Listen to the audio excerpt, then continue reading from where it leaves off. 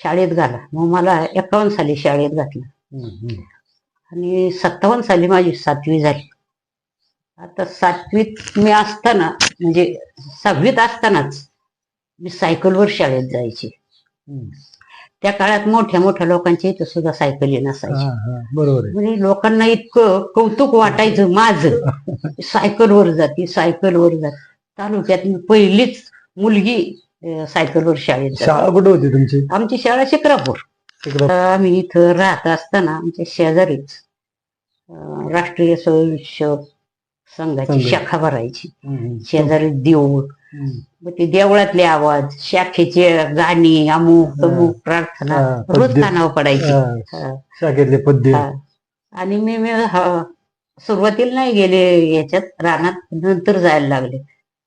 माझ्याकडं असे लोक यायची, आत्या मुस्क बनवून दे ना. कुणी म्हणायचं आत्या साडदोर बनव. साडदोर म्हणजे ते पाभरीला घालायचा हा, असतो. हा, हा.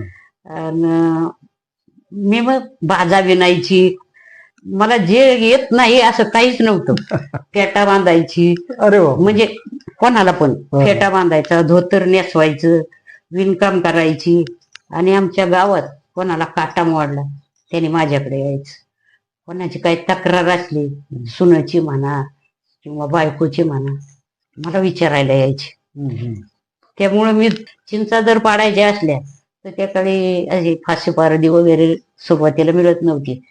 मग रानातून आलं की भाकरी करायच्या, कालवण करायचं आणि जेवायचं नाही.